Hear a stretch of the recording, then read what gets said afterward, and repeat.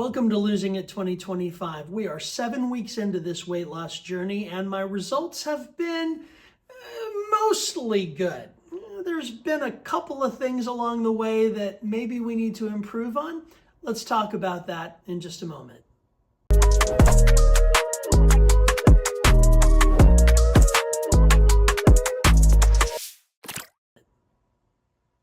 So, as I look over my nifty little clipboard here, I see that in the first week of my whole food plant-based diet, I lost 11.2 pounds. The results were way better than I expected. Week 2 was very much the same.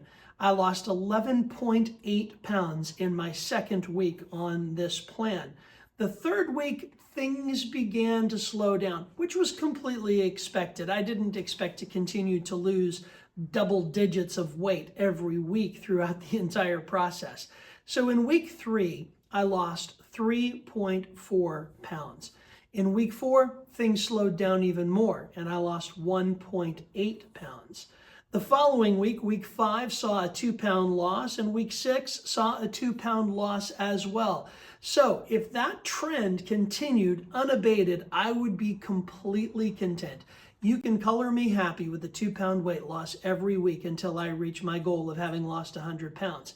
Unfortunately, though, this week, this 7th week, was a little different.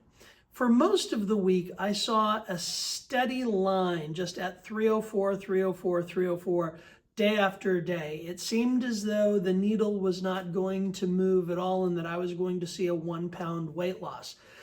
But last night, I got home really late. Hadn't had dinner yet. I decided to go and have what I would normally have had. And when I stepped on the scale this morning, sad to say, I actually saw a weight gain. So for week 7 on Losing It 2025, I saw a weight gain of 2.6 pounds. Now, I am not thrilled with that number, but at the same time, I'm not hugely disappointed with it either. When I look at the 7 weeks in total, I've gone from 335.4 pounds down to 305.8, which shows a net loss of 29.6 pounds. That's almost 30 pounds in 7 weeks. I'm pretty happy with that, especially when you consider the fact that some of that time I was hospitalized and some of that time I've been walking around with a bum foot. My foot's been in a lot of pain. I stubbed my toe on my dog, of all things. I didn't kick him, I promise. It's a long story, but suffice it to say, I've had some swollen toes, which means I haven't been walking quite as much as usual, haven't started any kind of an exercise program at all. So literally, all I've been doing in order to lose weight up to this point is just making changes in my diet and some of my other peripheral habits. That having been said, I'd say it's probably time to make some adjustments. Before we get into what those adjustments are going to be, though, let's look at some other numbers.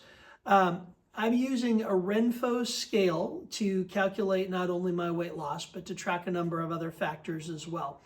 Over the course of the last 7 weeks, I've seen a reduction in visceral fat. It's gone down from 27 to 23. I've seen an increase in muscle mass. My muscle mass has gone from 154 to 157.4. My fat-free mass has gone from 162 to 165.6. My body fat percentage, this is embarrassing to say because it's so ridiculously high, has gone from 51.1% down to 45.7%.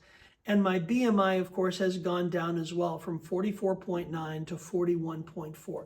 So literally every single one of those metrics is moving in the right direction. And what's more, my blood sugar's been moving in the right direction too. At my last A1C test, I was down to 6.5. I had previously been above 7. My fasting blood glucose when I started this was at about 151, and now it's running around 112. So I've seen like a 50-point drop or a 40-point drop, pardon my math, in my fasting blood glucose numbers when I test that each morning. So all things considered, I'm pretty happy with these results. I will say of late, there have been a lot of comments in the comment section on some of my videos suggesting that I should incorporate, a little bit of meat and dairy, and that I would be happier and healthier if I were to do so. And you know what? Here's the thing. Maybe you're right. But I have made a commitment. And when I make a commitment, I tend to stick with it. And that commitment is to stay on a whole food, plant-based diet for the first 90 days of 2025. So far, I've done that successfully. And so far, 6 out of 7 weeks, I have seen a reduction in my weight. And overall, a great improvement in all of my other numbers. So I'm not ready to give up the fight just yet. I'm going to stick with this whole food plant-based diet for another month and a half at least to see how things go. And at the end of March, I'll evaluate. At the end of March, I'll take a look at it and I'll see, what the results have been. I can tell you that overall, I feel great. I'm feeling really good. I feel more mentally clear. I'm sleeping better. I don't feel bloated all the time. I just feel good. I seem to have more energy than I used to have. I'm not as lethargic. So, like I said, things seem to be going in a really good direction. But you know what? I will acknowledge as readily as I can that I am open. I'm open to the results, and I'm open to interpreting these results for what they are. Some people might say, no, you really do promote a whole food plant-based diet. Well, if telling you the results that I'm getting while I'm on one is promoting it, then sure, I'm promoting a whole food plant-based diet. But the real message that I want you to take away from this channel is that if I can make changes in my behaviors that result in improvements to my health, then you also can make changes in your behaviors that result in improvements to your health.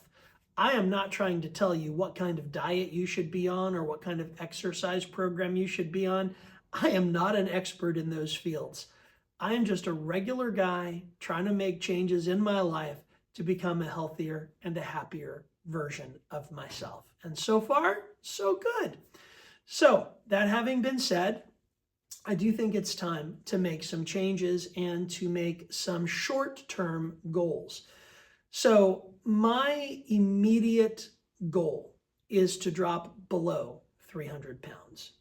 I would love it if the next time I come in to do a weekly report, week number 8, I were able to tell you that I am below 300 pounds. That is my goal. Now, that means that I'd be looking at a drop of 5.8 pounds, which is more than I've lost since week 2.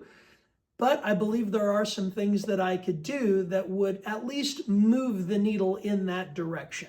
If I don't get quite all the way there by week 8, that's okay, as long as I'm at least half of the way closer. I will give myself 2 weeks to be below 300 pounds. So my goal is to see halfway there by week 8 and the rest of the way by week 9. But tell you a secret, I'm really hoping to be there by week 8. That's what I hope. So my goal, I guess you could put it this way, my goal is to be below 300 pounds by week 9. My stretch goal is to be below 300 pounds by week 8. So what am I going to do differently? Because setting a numerical goal is great, but there has to be a behavioral goal associated with that numerical goal in order for it to have any meaning. One thing that I have learned over the last 50-some years of my life is that having an arbitrary goal that is way out there in the future, or even one that is, only a couple of weeks away, isn't going to do you any good if you don't have a plan for how you're going to get there. And so I have some behavioral goals that I want to put in place. One is I need to get more sleep. My goal over the next week is to get at least 7 hours of sleep a night. I think that one of the reasons my weight loss has stalled is because I'm operating on about 5 to 5.5 hours sleep most nights, and getting at least 7 hours is what I think my body needs in order to continue with this weight loss plan. Another thing that I've noticed is that if I eat too late at night, the weight tends to stay on. So I'm going to shift my dinner time to be before 8 p.m. at least 5 days during the week. I'm giving myself a little room to have a couple of late nights. One of them is Tuesday night. Tuesday nights are just really tough for me, which is ironic because I film these videos on Wednesday. But I teach a Bible study on Tuesday nights, and I'm usually not home in time for dinner. Now, my goal this week is going to be to have dinner before I go to that Bible study, and there's a real good chance I can do that. So at least 5 nights a week, I'm going to have dinner before 8 o'clock and not have anything to eat after 8 o'clock. That is my second goal. So 7 hours of sleep per night and no eating after 8 p.m. My third goal is going to be, I'd like to say to move more, but I've still got that issue with my foot. So let's see. All right, I have a gym membership and I could ride a recumbent bike and I could start doing some weight training. I'm so hesitant to start that. Why am I so reluctant to do that? I don't know, but I am reluctant to do it. But you know what? I'm going to take the leap. I will go to the gym and work out at least 3 times between now and my next video. That is my goal. That is my commitment. That is what I'm going to do. So there we have it. 3 goals. Goal number 1, I'm going to get more sleep, try to shoot for at least 7 hours a night. Goal number 2, I'm going to cut off the eating after 8 p.m. at least 5 out of 7 nights between now and next week. And goal number 3 is that I'm going to go to the gym at least 3 times between now and my next update. Let's hope that that results in an additional weight loss beyond what I have seen up to this point. So that is the update for week 7 of Losing It 2025. I don't have a whole lot to add at this point, but I would like to ask that you drop a comment and let me know what goals you are working on. I would love to hear about your weight loss plan, about your diet plan, about your exercise plan. Tell me what you are trying to accomplish. And what's more, it doesn't have to be related to your health. If you have other goals, financial goals, relationship goals, spiritual growth goals, I would love to hear about those so that I can encourage and support you as well.